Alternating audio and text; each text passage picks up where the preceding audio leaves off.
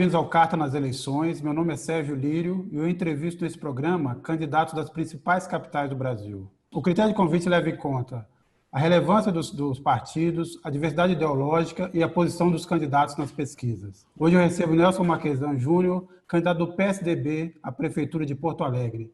Candidato, bem-vindo e muito obrigado por aceitar o nosso convite. Olá, Sérgio. Um prazer estar conversando com vocês aí, com os seguidores de vocês também.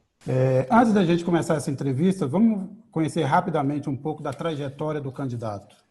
Advogado, 48 anos, Nelson Marquesan Júnior tenta a reeleição à Prefeitura de Porto Alegre. Em 2006, elegeu-se deputado estadual. Em 2010, foi eleito deputado federal, reeleito em 2014.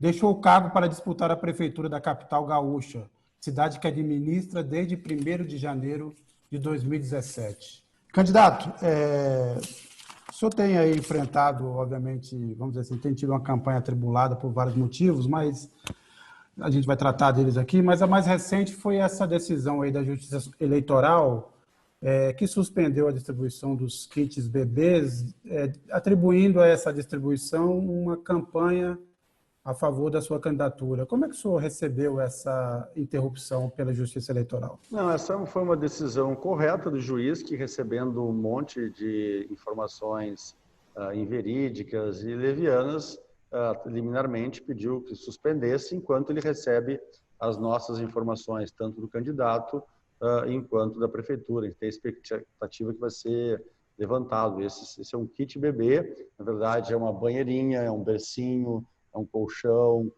pomadas. Nesse período de pandemia, nós conseguimos, uma iniciativa privada, uma rede de supermercados, de farmácias e uma construtora que doassem isso, né? Seguindo o modelo do kit finlandês, onde todas as crianças recebem uma caixa, que é o berço, com vários produtos necessários. Então, as mães vulneráveis, que são acompanhadas em todas as unidades básicas de saúde, esses kits estão nas unidades básicas de saúde, são entregues ou por profissionais estatutários ou por entidades como a Santa Casa, entidades filantrópicas centenárias que fazem esse tipo de serviços. Não há cargos de livre nomeação nas unidades básicas, né? E foram entregues até agora 250 kits, né? 250 mães foram beneficiadas. Então, na verdade, pegaram uma foto de uma vizinha de uma dessas beneficiadas, que enquanto a mãe estava no hospital, aliás, uma cabo eleitoral de um candidato tirou, com a irmã dessa pessoa que teve filho, uma foto com um santinho na mão. E esse é o único fato relevante que existe. Então, será um prejuízo desnecessário aí para as mães se não continuar sendo realizada essa entrega, que é com muitos critérios, né?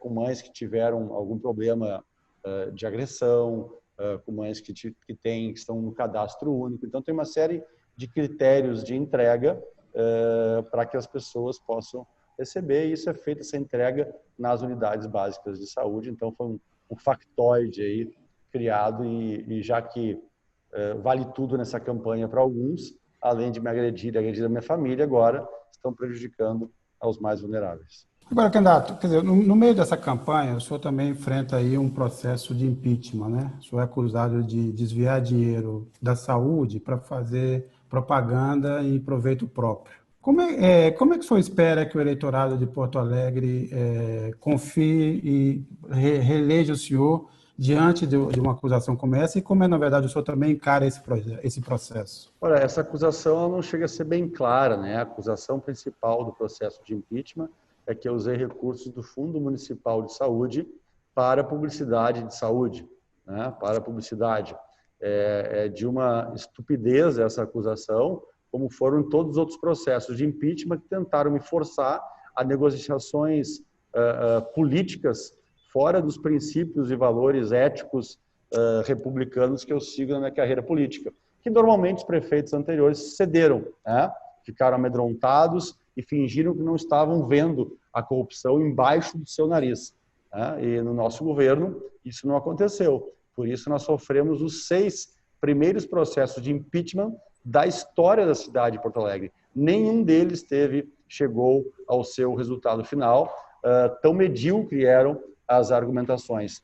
Tentam me confundir com a quadrilha que eles formaram ao longo dos anos para desviar recursos. da empresa de processamento de dados, do departamento de esgotos pluviais, da área de departamento de habitação popular, da empresa pública de ônibus, que mais? Teria uma série aqui de outras áreas, onde os principais acusados tiveram que sair dos seus cargos e foram ou para o gabinete do prefeito antigo, ou para serem diretores ou servidores da Câmara Municipal de Vereadores, né? Tanto quando a polícia os indiciou em outras gestões, como quando eu os demiti na minha gestão daqueles que tiveram alguma desconfiança de corrupção. Então é muito claro isso para mim, a minha consciência está muito tranquila, eu posso ter muitos defeitos pessoais e do meu governo, mas nem eu e nem o meu governo participamos dessas quadrilhas que administravam a prefeitura há um tempo atrás. E não me refiro aos prefeitos, eu não tenho condições de dizer que os prefeitos antigos eram corruptos, mas que eles fingiram que não viram a corrupção em muitas áreas, deixaram acontecer, isso é fato notório e sabido na cidade.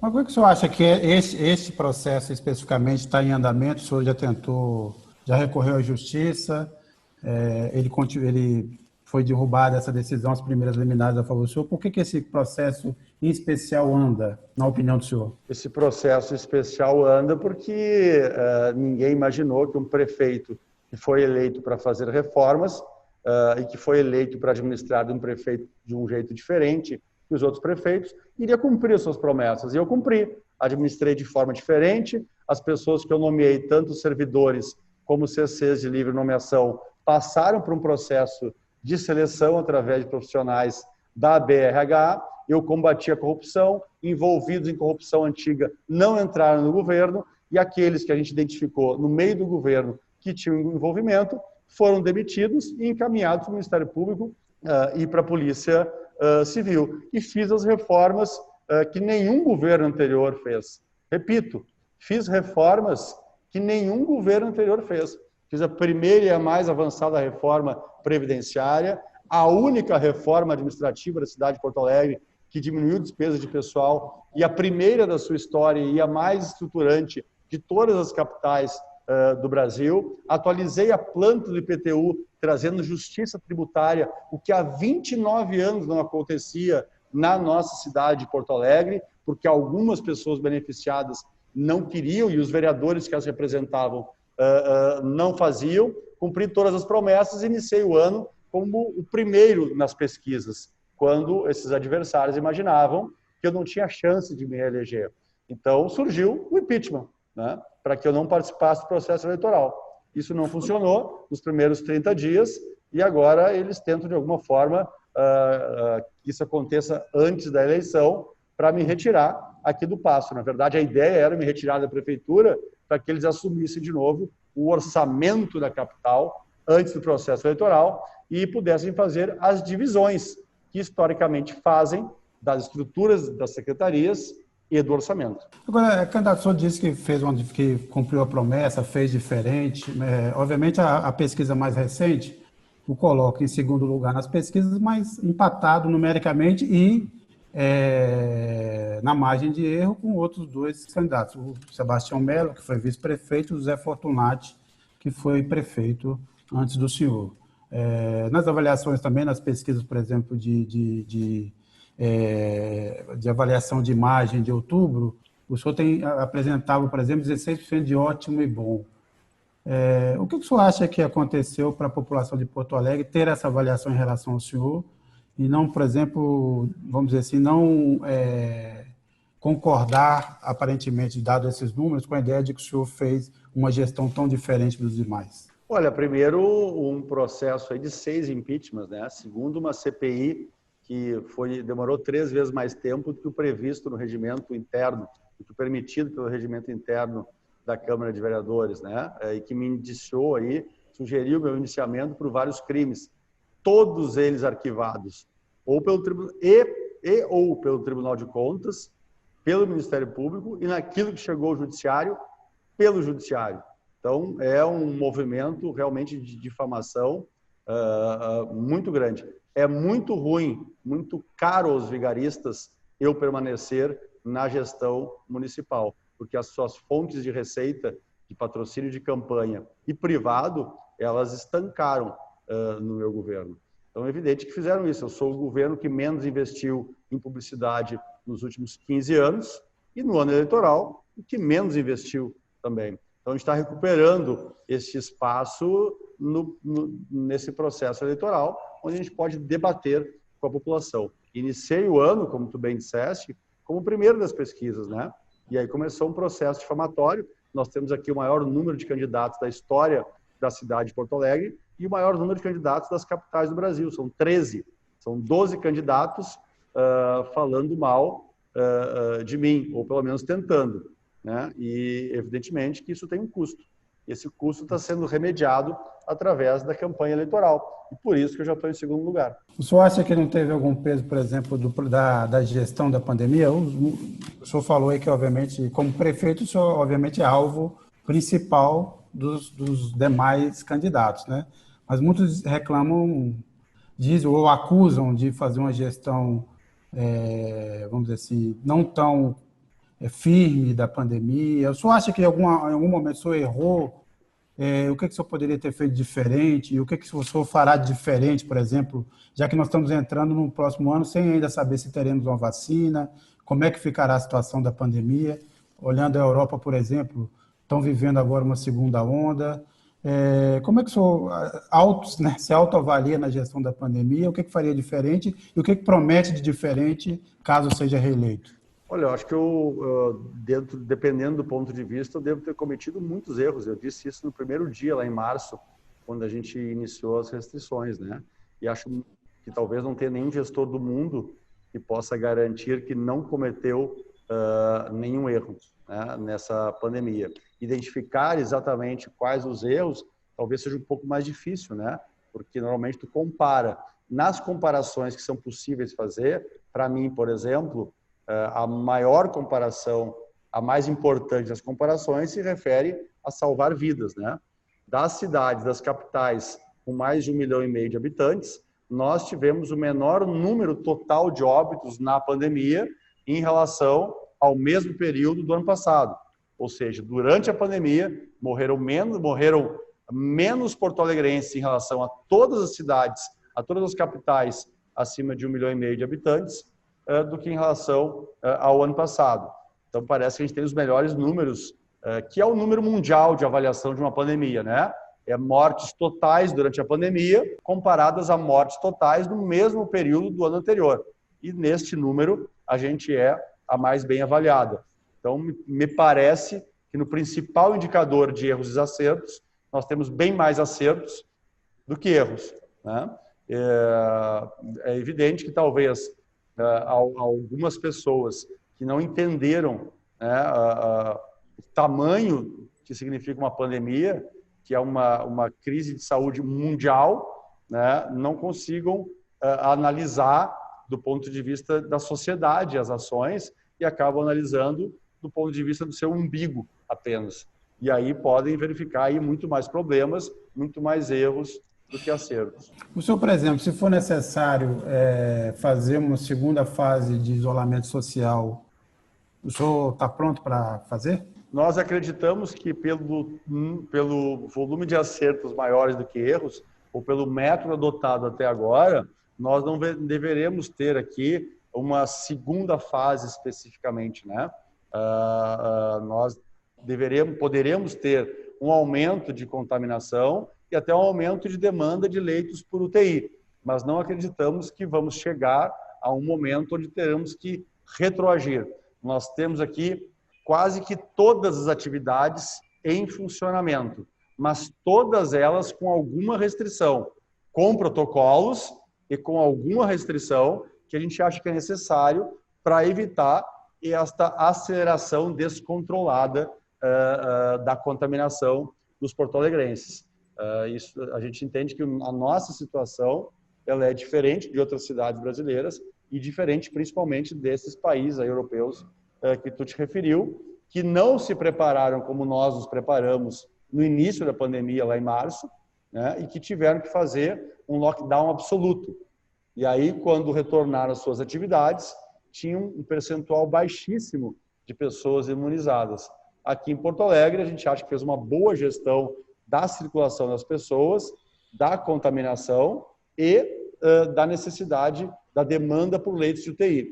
E esta gestão nos levou a uma ampliação da imunização que nos dá uma certa segurança em relação ao futuro. Mas é evidente que qualquer gestor, né, todos os gestores que tentaram negar o vírus no mundo, pagaram com mortes dos seus administrados. Nós não negamos até aqui e não vamos negar que esse é um vírus que tem uma aceleração de contaminação muito rápida e que, se ele não tiver algum controle, principalmente quando necessário, ele pode gerar mais pessoas precisando de leitos de hospitais do que a estrutura pode oferecer. Isto não aconteceu em Porto Alegre, nenhuma pessoa faleceu por falta de atendimento, nem por coronavírus, nem por qualquer outro tipo de doença, nem de Porto Alegre, dos cidadãos de Porto Alegre, e nem aqueles que buscaram auxílio na saúde de Porto Alegre. E eu posso garantir que isso não vai acontecer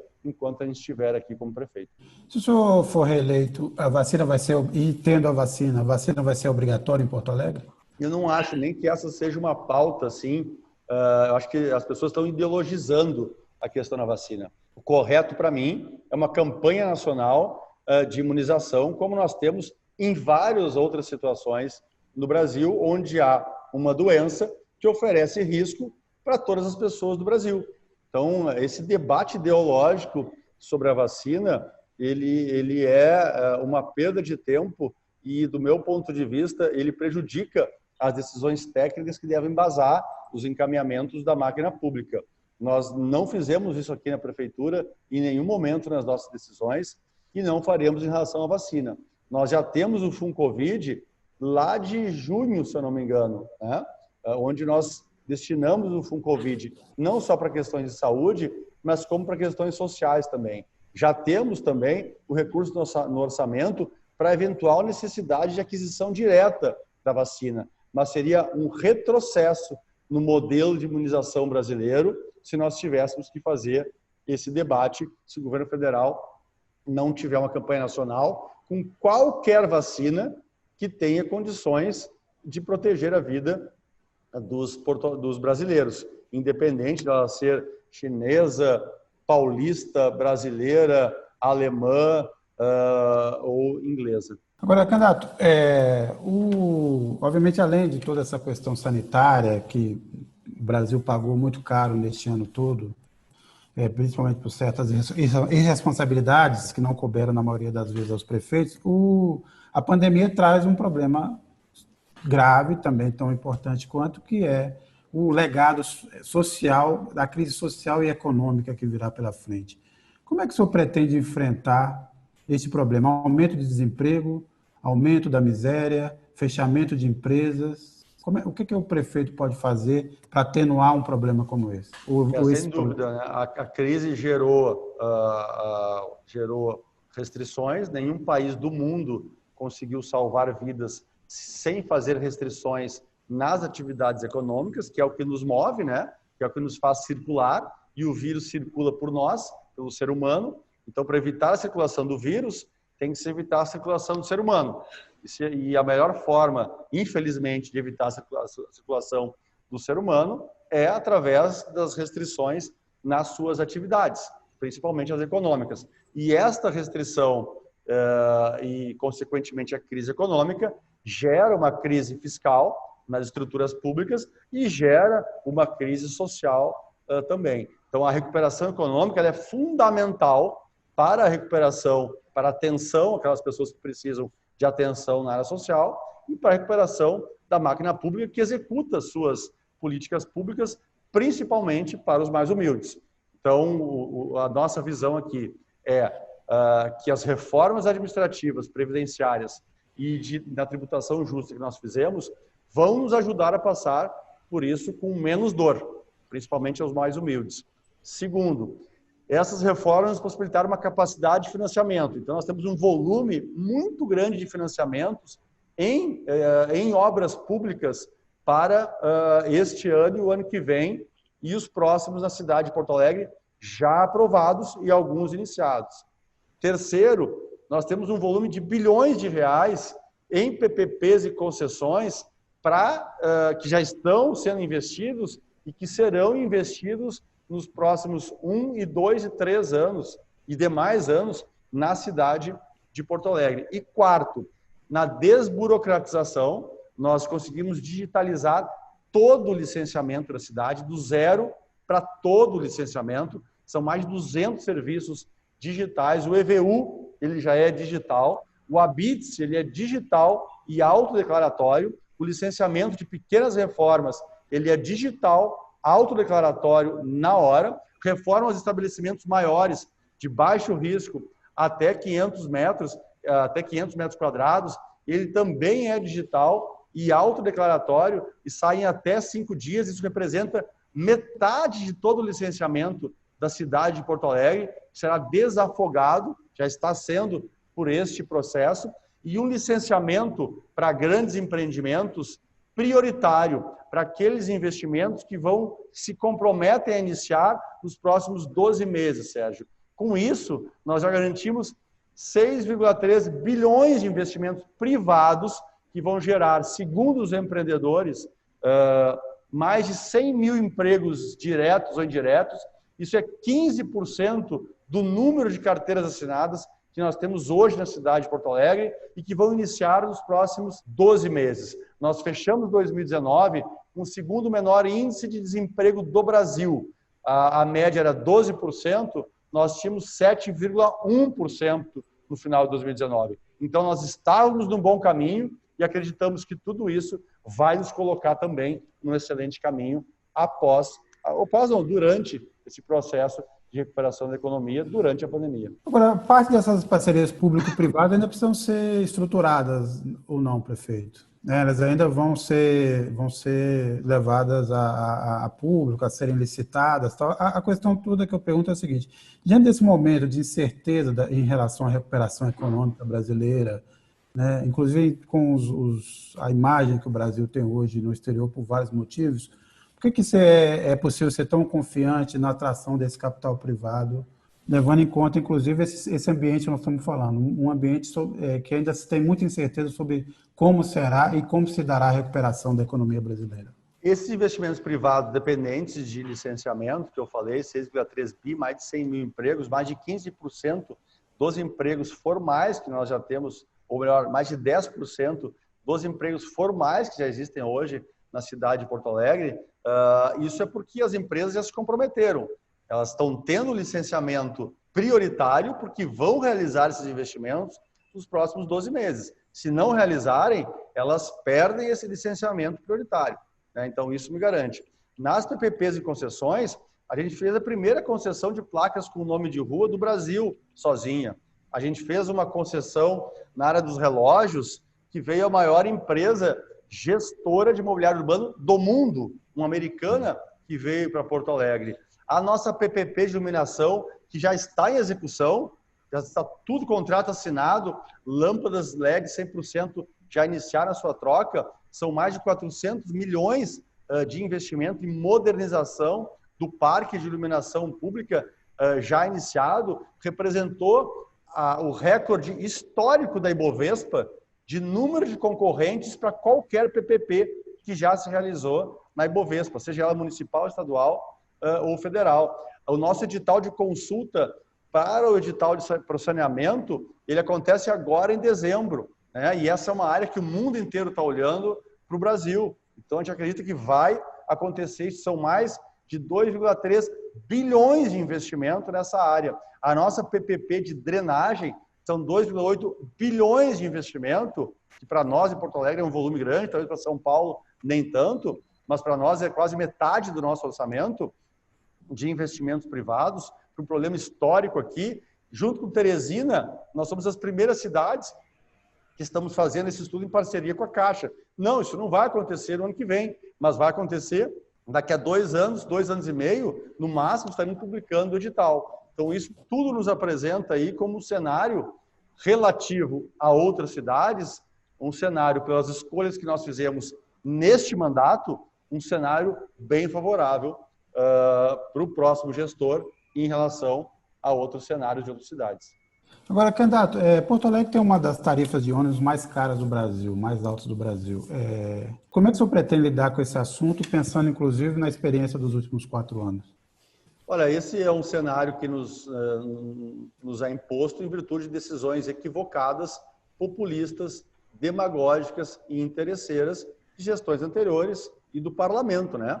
Onde nós temos o maior índice de gratuidade do Brasil, com nenhuma relação em relação à renda do usuário, se dá gratuidades, poucas elas com relação à renda dos usuários. Nós temos o maior, estamos com 20% do salário dos nossos motoristas de ônibus acima da média brasileira e 29% dos cobradores acima da média brasileira, sendo que é obrigatório ter um cobrador para cada motorista, todo sendo reposto todo mês em caso de saída, mesmo naqueles dias onde não é necessária a cobrança de passagem, nos dias de gratuidades por lei. Então, realmente, a gente tem uma estrutura muito rígida da nossa legislação que tranca receitas, que obriga despesas. E a gente entende que, assim como na saúde pública não se deve cobrar do usuário do SUS, assim como na educação pública não passa pela cabeça de ninguém cobrar daquele aluno, daquele cidadão, daquela família que usa a educação pública, porque ela evidentemente está lá, porque ela precisa, o usuário do ônibus também não tem capacidade de pagar integralmente a sua tarifa.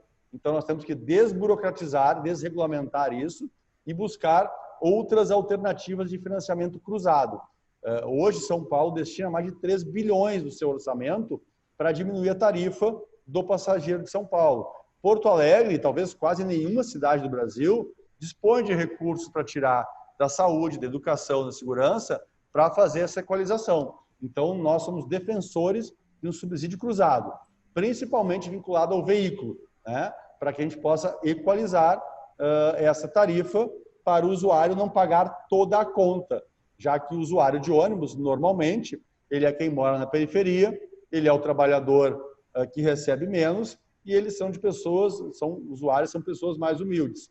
Portanto, assim como no SUS e na educação pública, ele não comporta o pagamento integral dessa tarifa. Agora, várias candidaturas aí, não só em Porto Alegre, mas no Brasil inteiro, têm proposto criar programas de renda mínima, renda básica, renda emergencial, pelo menos para superar uma parte dessa crise que virá pela frente. O que o senhor acha desse tipo de proposta?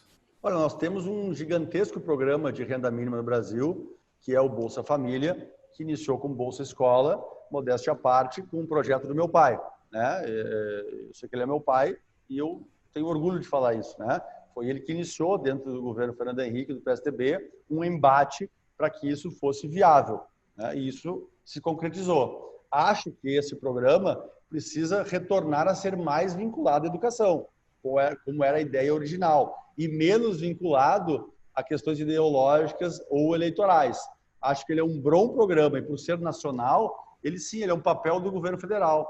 A gente criou um programa de renda mínima aqui durante a pandemia e nós damos um cartão de crédito, né, ou de débito, melhor, para as pessoas vulneráveis que não estão nos programas federais terem acesso nos mercados, né, para comprar alimentos. Então, isso existe, mas imaginar que nós vamos concorrer com um programa federal, que nós vamos ter um programa permanente, que seja significativo e robusto logo após uma pandemia, talvez não seja um modelo ideal de superação, né?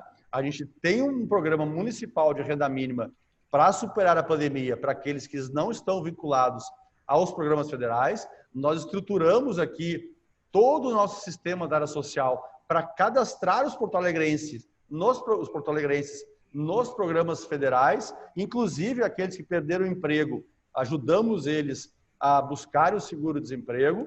E nós temos aqui, estaremos em breve aqui operacionalizando, que é um sistema de passagens gratuitas para as pessoas mais vulneráveis em horários não de pico nesse período de pandemia. Fora o restante do programa, né, que seria muito amplo eu falar aqui. Então, a gente acredita que isso é necessário como um modelo de passagem, mas a gente tem que desenvolver a economia para que as pessoas possam ter o livre-arbítrio de seguir o seu caminho na vida e suas escolhas. Agora, candidato, um dos pontos do programa do governo é a ampliação das escolas comunitárias. Por que as escolas comunitárias, na visão do senhor, seriam uma vantagem, por exemplo, em relação às tradicionais escolas públicas? Porque hoje, por exemplo, todas as escolas comunitárias estão funcionando na cidade de Porto Alegre e elas são públicas.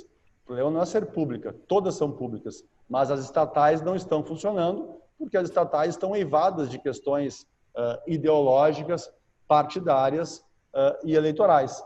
Então, esse é um dos motivos. É muito mais fácil eu contratualizar, eu parcerizar a entrega do serviço do que eu contratualizar se eu fazer uma gestão de uma burocracia gigantesca estatal, cujo custo é 3, 4, 5 vezes maior e o resultado, normalmente, ele é pior. Então, nós apostamos nas escolas charter. Nós temos, aliás, no ensino fundamental, as 3 únicas escolas charter em funcionamento do Brasil e queremos avançar. Candidato, por que o porto-alegrense deveria reconduzi-lo à prefeitura? Porque nós qualificamos a entrada das pessoas na prefeitura, que vão gerir e administrar o dinheiro e os serviços públicos. Nós combatemos a corrupção como nenhum outro governo fez. Fizemos as únicas e as principais e mais robustas histórias da cidade e de outras capitais, cidades grandes do Brasil, na receita e na despesa. Arrumamos as contas segundo a Secretaria do Tesouro Nacional, saímos da pior capital do Brasil em 2016, a única que fechava no vermelho, né? Já estamos fechando, segundo os critérios da STN no azul, e já deixamos outras 7, 8 capitais para trás, e em termos de melhor gestão dos recursos financeiros, fizemos um pacote de investimentos, de PPPs, de concessões, e botamos no caminho certo a saúde, a segurança, a educação, a infraestrutura, os serviços sociais, e por isso a gente acredita que estamos no caminho certo e que devemos continuar levando a cidade por esse caminho. Eu recebi aqui Nelson Marquesan Júnior, candidato à reeleição em Porto Alegre. Candidato, muito obrigado mais uma vez por aceitar o nosso convite e boa sorte na campanha. Obrigado pela oportunidade aí, uma boa cobertura para vocês também. Continue acompanhando o programa e até a próxima.